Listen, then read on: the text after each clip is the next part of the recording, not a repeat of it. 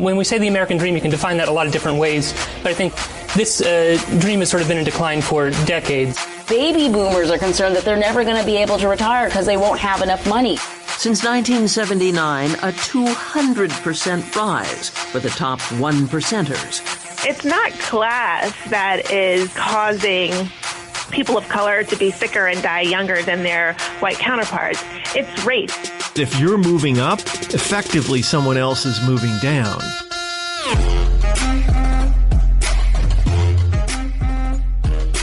From the offices of Civic Ventures in downtown Seattle, this is Pitchfork Economics with Nick Hanauer. A pointed conversation about who gets what and why with one of America's most provocative capitalists.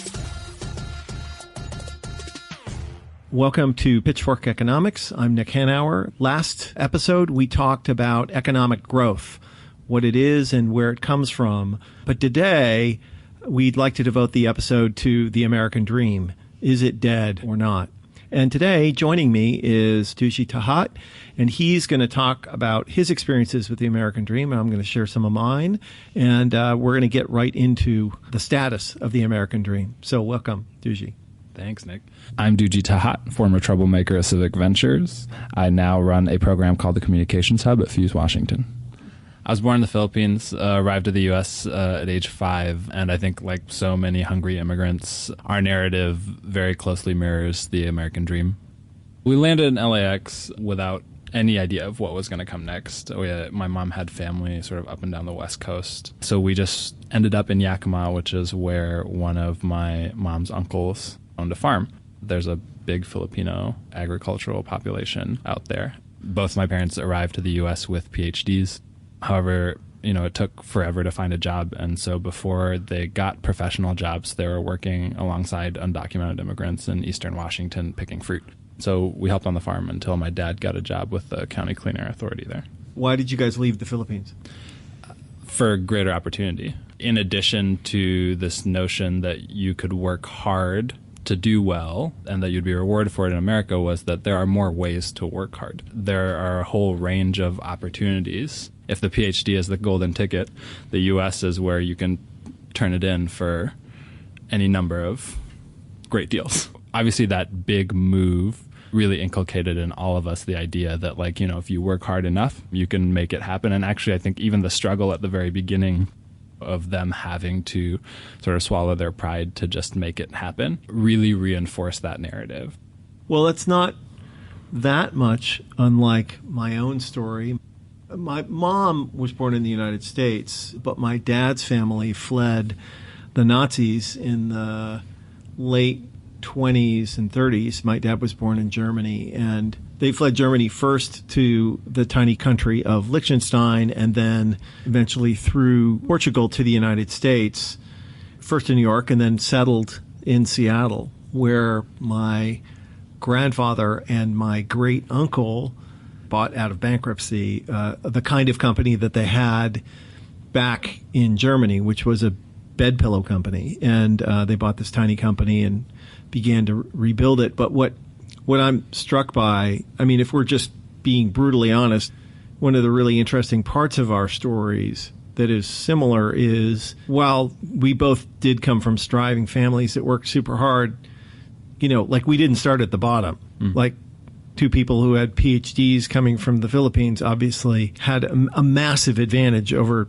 two people who didn't have any education coming from the Philippines. And my family was a relatively prosperous entrepreneurial family, a business family. And so when they got to the United States, they were not penniless. They had a little bit of capital, and they certainly had a bunch of skills that were super useful, as did your family. And it's just interesting to note that the rags to riches stories that people tell have more nuance than we often account for. Certainly, if you look at the theoretical rags to riches stories that we tell about our most famous entrepreneurs today, whether it's Jeff Bezos or Bill Gates, these were essentially rich, privileged kids who started out way ahead and got even farther ahead. And going from the very bottom to the tippy top is far rarer than it looks often. And if you peel back the layers, people start out farther ahead than it might appear. To your point, I mean, Oprah is the exception to the rule, right? Her story might mirror the American story, but like most rich people started off rich. In a privileged situation, right, with beginning advantages. Yeah, and it's funny that you point that out. It was really formative that my parents and I worked in the fields. But to your point, like, we weren't in the same situation. They were able to get a professional job shortly thereafter, right, in the way that, like, the people we left behind there, like, were not. So, in this episode, we wanted to talk more broadly about the American dream and about mobility in particular, right? The idea of the American dream is that you can start off at the bottom and make your way to the top.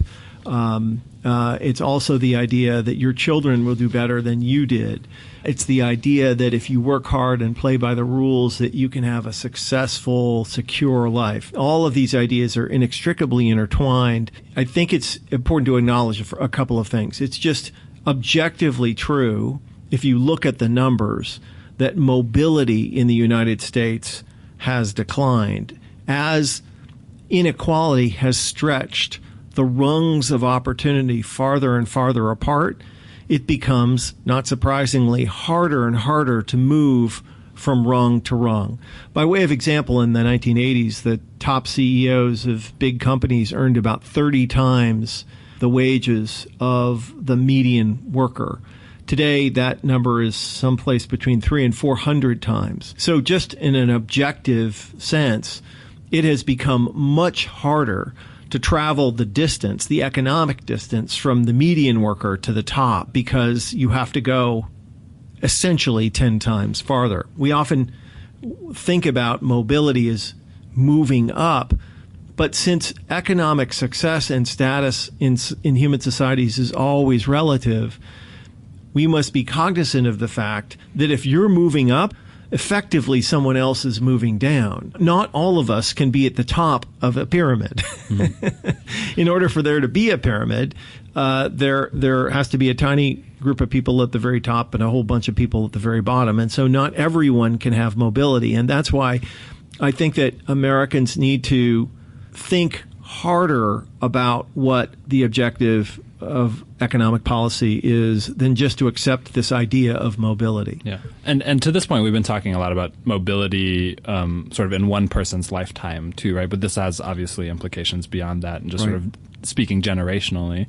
Certainly that's what is at the forefront of the immigrant when they move, right, is sort of this idea of generational mobility as yes, well. We know that most Americans born in 1940 ended up better off in real terms than their parents at their same age, right, whereas only half of the people born in 1980 surpassed their parents' family income.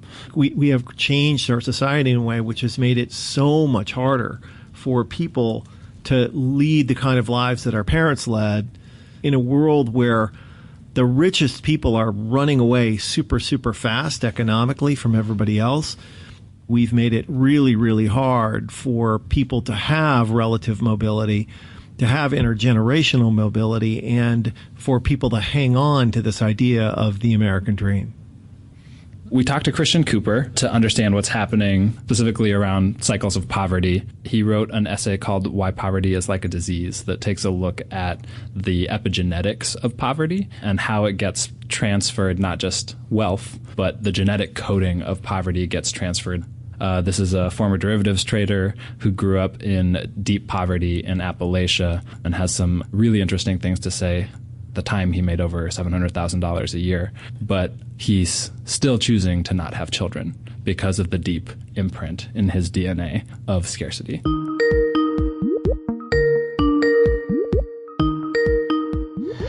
So my name is Christian Cooper. I have had a long career in finance, but more recently have been exploring some really interesting ideas about poverty, drawing on my experience in Appalachia. Hi, Christian. This is David Goldstein. I'm really excited to talk to you because pretty much every issue you touched upon in that piece, I've been pondering for months about the causes of intergenerational poverty. So to get your first-hand account and your thinking through all the way down to the epigenetics, it was just really exciting to see other people going into the same space. Well, you're going to love the book, then. The perspective title is The Poverty-Inflamed Brain. That title is really important to me because it gets at every aspect of what the essay touched on, which was how our brains respond to poverty. And by the way, poverty can exist in many forms. We're not just talking about being born in a dirt cabin, right? So we can respond to trauma and adversity as children in a lot of different ways that only isn't specific to just financial poverty. On this episode, we've been talking about the American dream and whether it still exists. America is still the place where dreams can happen. They can happen here more than anywhere else in the world. But we have to open that up to a much wider audience. America is the land of opportunity, still is, can be. It's a much smaller needle to thread, but it is still possible. It's just not possible for as many as we need to sustain the system. There's a growing divide between some of the more affluent, high-tech cities on the coast and much of the rest of the country. We have this growing spatial inequality in America. Correct. Absolutely. Yes, we have lower unemployment, and yes, the stock market is 50% higher since the election. But 80% of the country isn't participating in that equity rise. Intergenerational poverty, the type of poverty that you grew up in, is not something that can be quickly solved. The deprivations of childhood have a lifelong biological impact in terms of how your brain is wired, in terms of how you respond to stress, and there's that epigenetic component where the consequences of stress can be passed on for generations. So if this is a generational problem that could take generations to solve, where do we start? We have to increase the runway of children. And I call it runway because, I remember counting, how many days had gone by since we got the last electricity disconnect notice. I knew how many days of power we had left before the power would be cut off. I'd watch Mom adding water to the milk. So I knew we were getting low on food, and I knew, okay, we got 3 or 4 days of runway left. So I go back to this, horrific experience as a kid in the book, and I talk about how do we extend children's runway. So the concept there is to increase the certainty that they have about their life. So I think we have broad policy tools that are very blunt right now. We have food stamps that are not enough. We have WIC programs that provide food and other types of support that are not enough. What Stanford actually has done as recently as a month ago, they now have a wearable patch that we can actually quantify children's stress response. It's almost like taking their glucose level through the skin, like for somebody who has diabetes. So the quantification is the first step. We first have to quantify those at-risk kids who are stressed out of their mind, and it may not even be apparent, because when everyone lives like that, everyone's experiencing the same thing, right? Like, you could go back to my hometown today and nothing has changed, and I could take 100 kids out of the school, I could sample their stress hormone response, and it would be astronomically through the roof.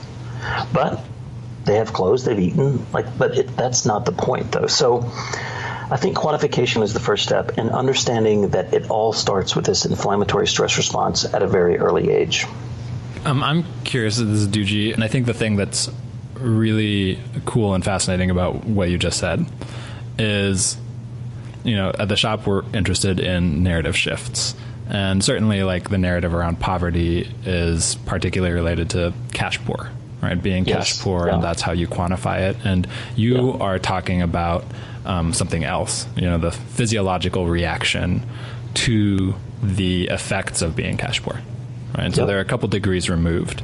And so using science, I think in your essay, you do a really great job of sort of breaking that narrative up. Are there other ways that we should be thinking about changing the narrative around poverty?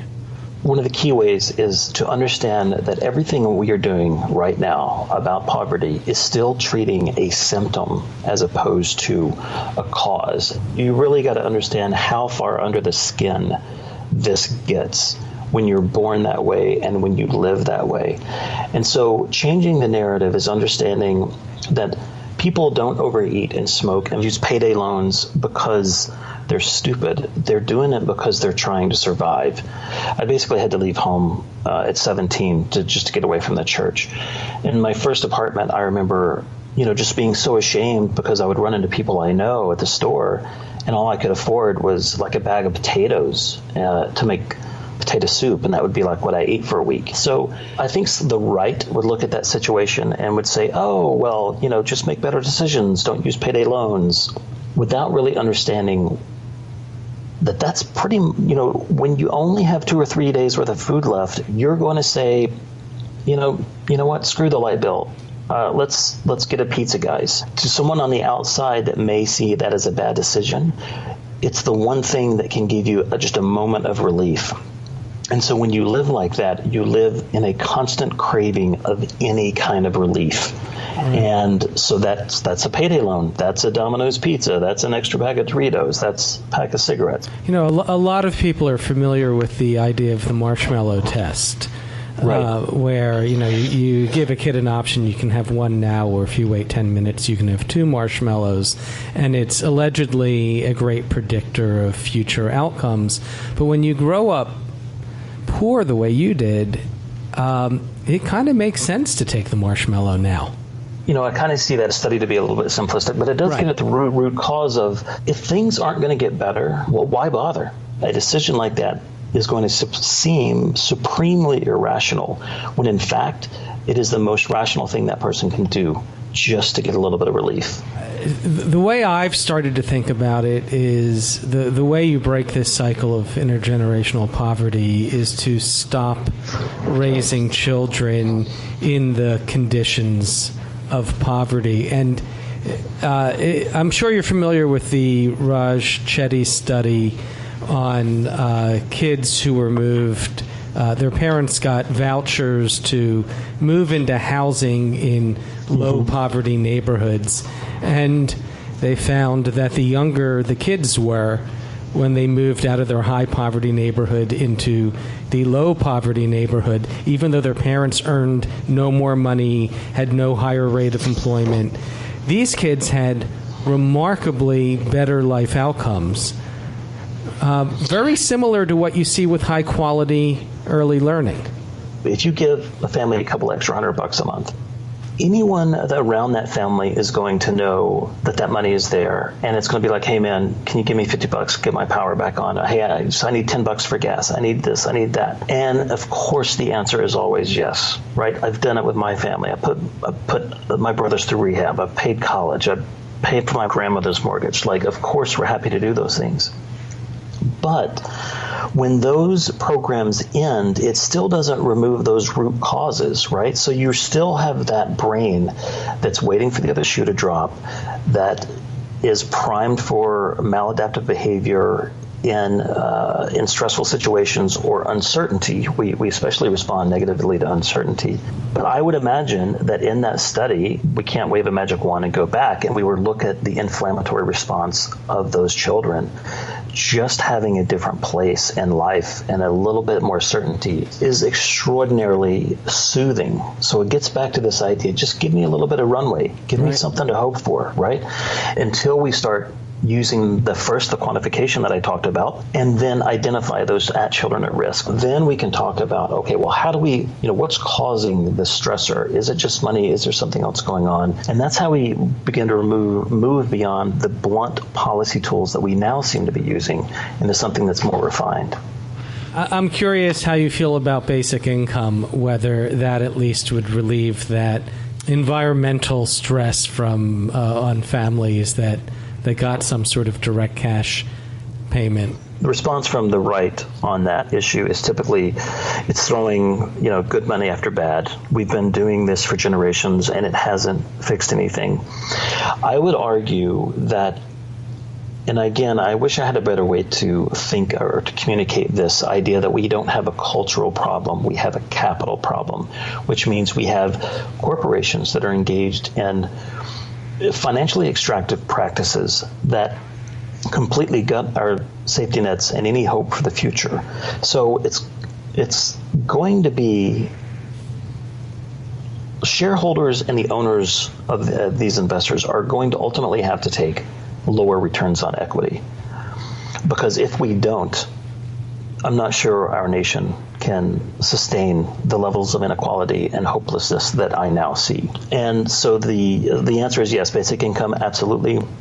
Where does that money come from? It's going to come from lower returns on equity to corporations, and corporations actually paying taxes and getting away from this myth that it's fine that Amazon doesn't pay any taxes and wants to put people in cages. And, it's just insane that this is where we've gotten to in America. In your essay, you write that you make a lot of money now, but you're choosing used to I guess at the time of the essay, but you're choosing to not have children. I think at my most, I was supporting maybe 15 people. So again, take that money, take half away, and what someone may expect that I, squirreled away in the S&P 500 went to rehab. It went to mortgages that never got paid off. It went to food and all these other things that I was supporting. So again, no matter how much money you make, it's still expensive to be poor. And so I don't have children because I have no hope for the future still.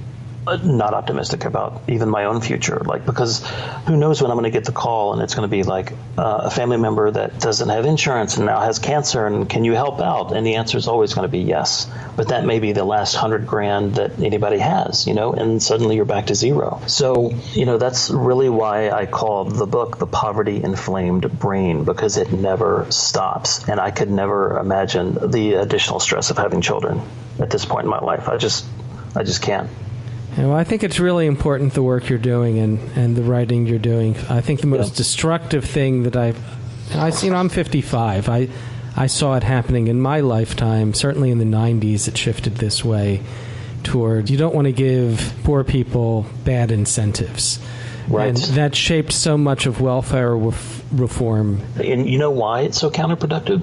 It's because the rich people and the poor people have two different rule books of life.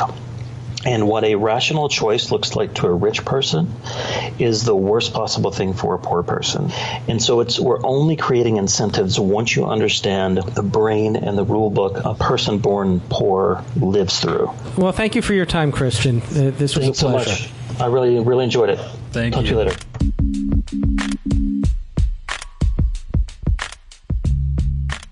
As you might expect, we're not the only people who think the American dream isn't all it's cracked up to be. Hi, I'm Sarah Leibovitz, a producer at Pitchfork Economics. The Human Condition, a magazine created here in Seattle, dedicated their entire third issue to just that idea, that the American dream is a fallacy. We spoke to one of their contributors, Jordan Farland. I am a youth worker at a social justice nonprofit in Seattle. I am an activist and the chairperson of Anak Bayan Seattle, which is a political organization fighting for the liberation of the Philippines. And I'm also what we call in the Philippines a cultural worker, an artist, but specifically an artist for the movement.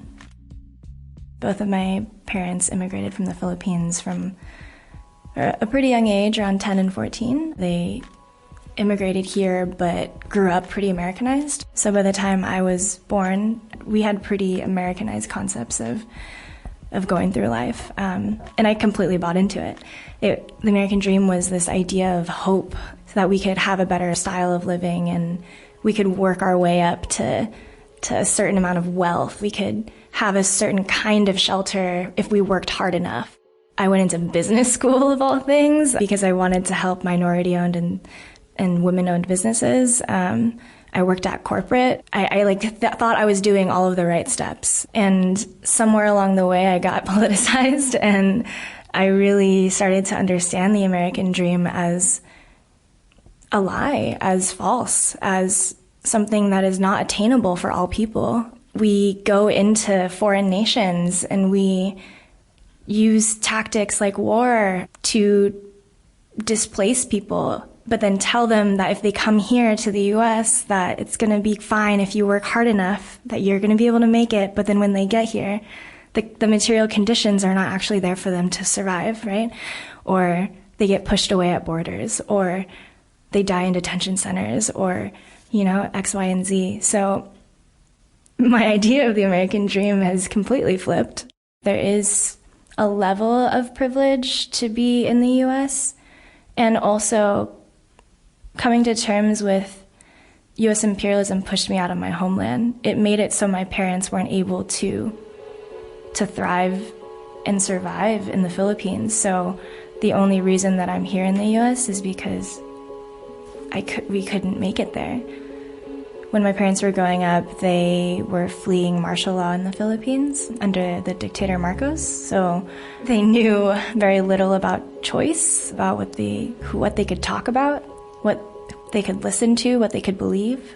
And then when they came to the U.S., those choices were opened. They were able to access education, but then were also met with racism, were at the poverty lines, unable to really eat their own foods, like the foods of their home.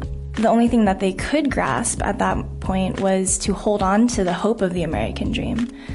And as they had kids, my brother and I, we were able to see what it's like to have a single mom and a single dad living divorced in the U.S. as immigrants, creating small minority-owned businesses and seeing how hard that was in a very white town. Going to the Philippines for the first time was a really life-altering thing for me. As many homecomings are for people, over 6,000 people in the Philippines are leaving each day to find work overseas. It is definitely an expectation that if you live in the U.S. that you're making it, you're good. Even though most of the Filipinos here are working 3 jobs, they barely get to see their children. So there's also this idea of an American identity that a lot of Filipino Americans, especially in the younger generation, are really battling right now. But I think that our generation is very much poised to be able to see the fallacy of the American dream.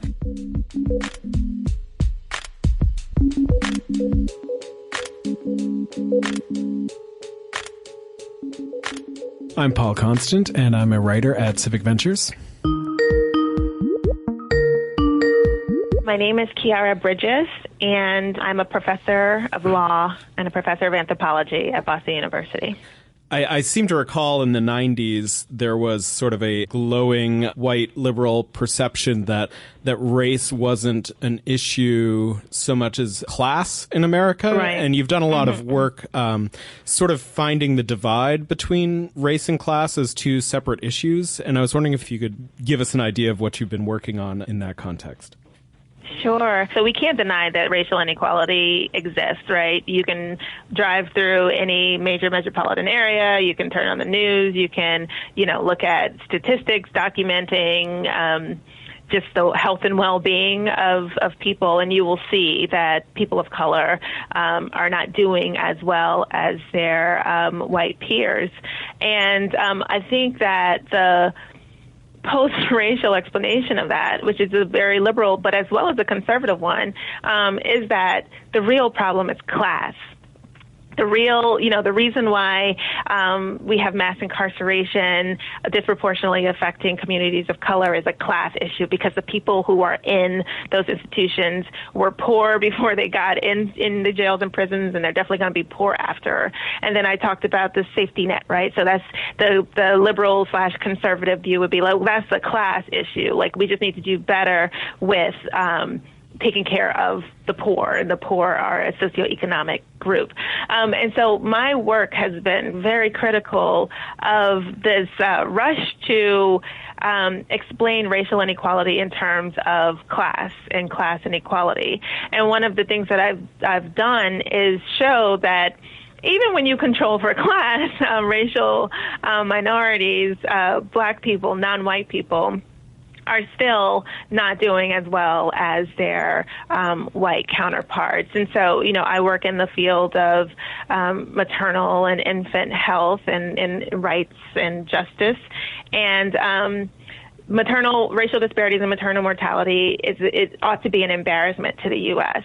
Relative to our peer nations, people are dying during childbirth or shortly thereafter at rates that would be unconscionable to our so-called peers. And then when we fold in racial disparities on top of it, black women are dying 3 to 4 times as often as white women on the path to motherhood.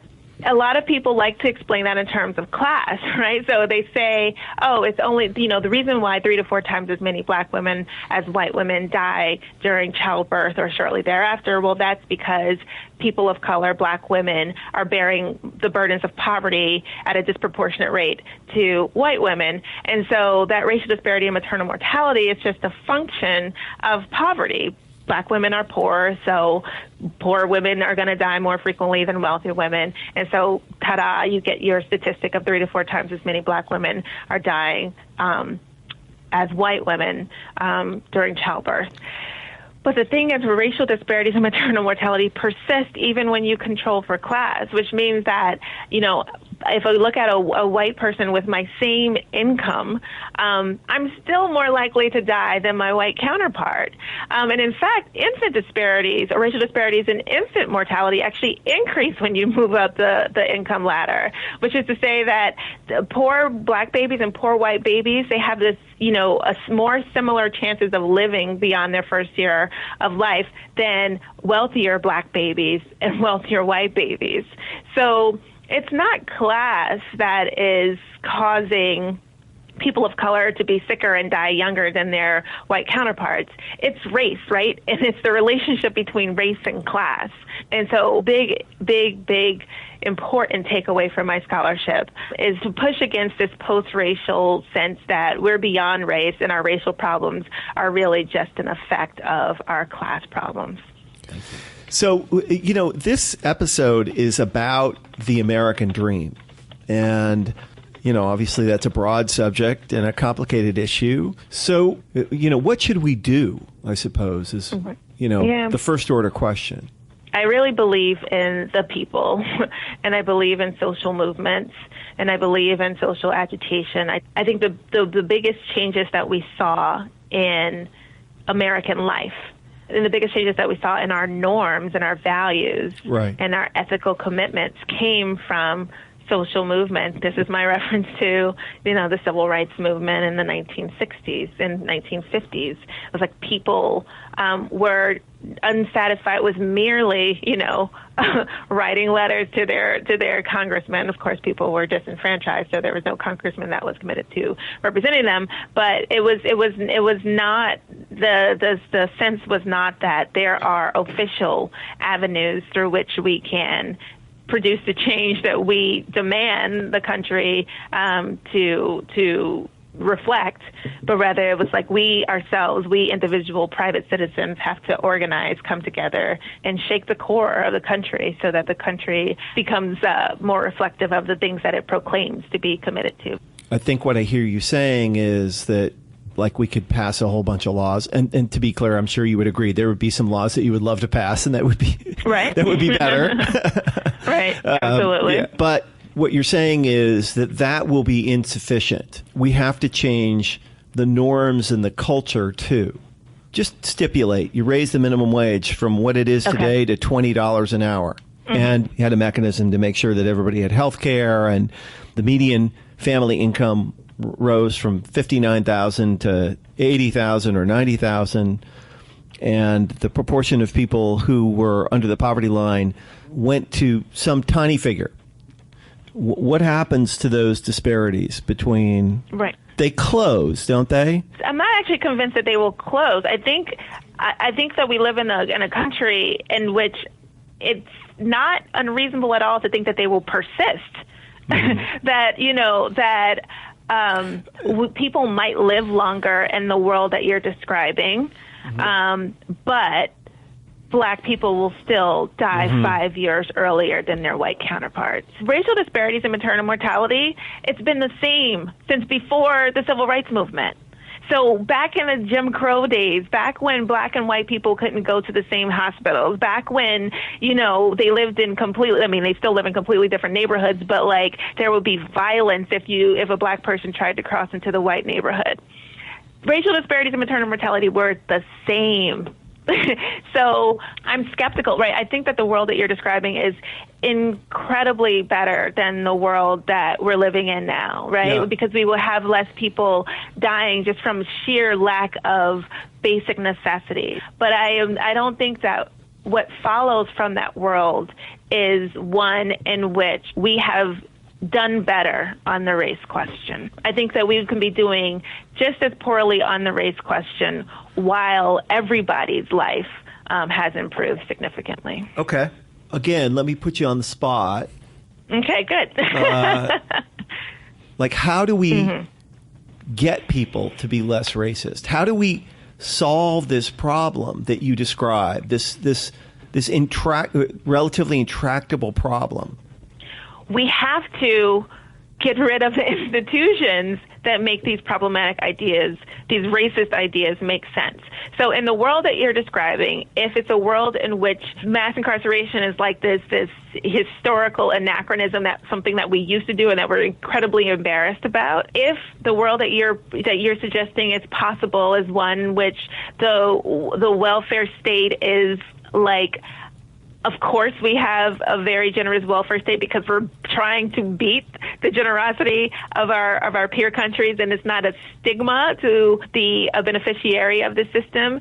If we have a humane immigration policy that recognizes that there are push and pull forces, and that globalization is something that might be inevitable, and that there are going to be times when people who are not citizens and not residents of this country are going to want to move to this country because there are job opportunities here. If your world is not just one in which there are just equal, economic opportunities for all, but like also a just one in terms of the institutions that are present in the society as well as the ones that are absent in the society, then that might actually be a world in which racism goes away, or at least is only something that we can find in like the aberrational few. Yeah, right. So I don't think we disagree, but I think that as long as your vision is one that takes into account more than the economy, right? Yeah. If your vision takes into account what institutions actually exist in this society with a just economy, then it might actually be one in which we can combat racism and racial inequality too. All right. From your lips to God's ears.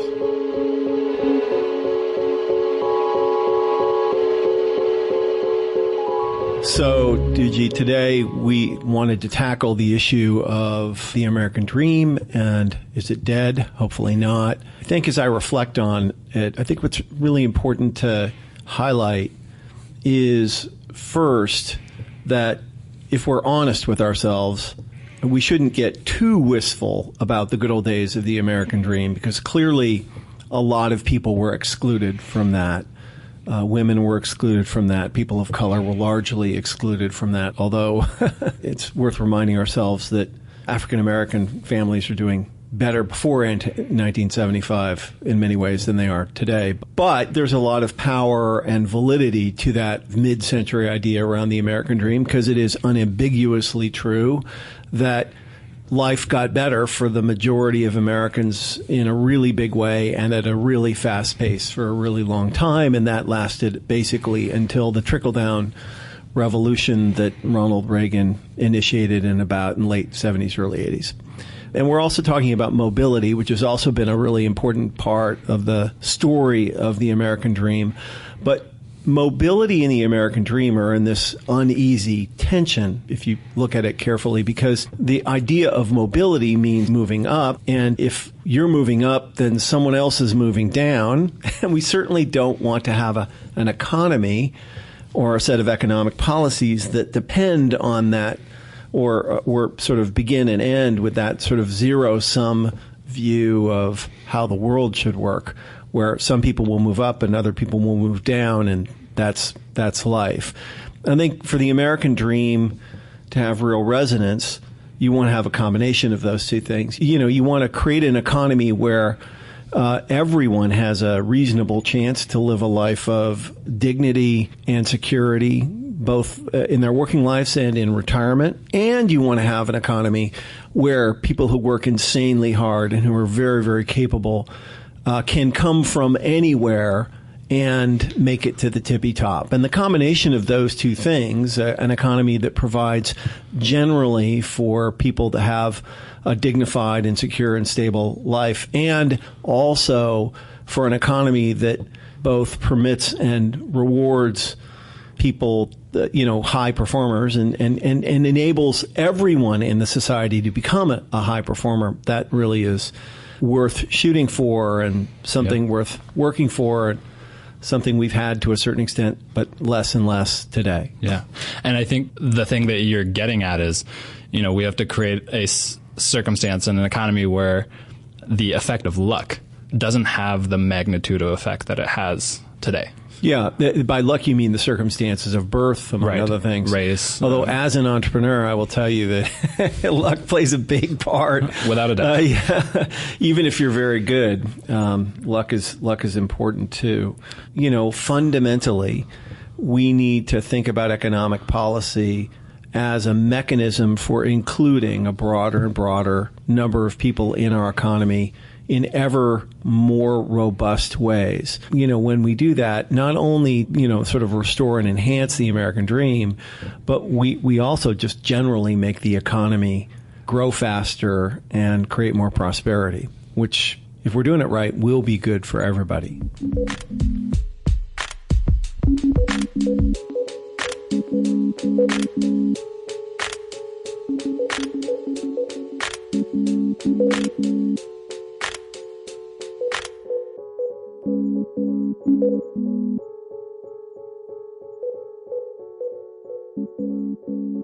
Do tax cuts for rich people really create growth? In the next episode, we're going to examine tax policy, who pays and who doesn't.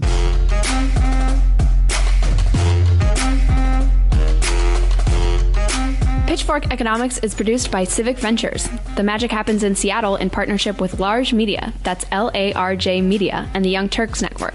Find us on Twitter and Facebook at Civic Action and follow our writing on Medium at Civic Skunkworks. And you should also follow Nick Hanauer on Twitter at Nick Hanauer.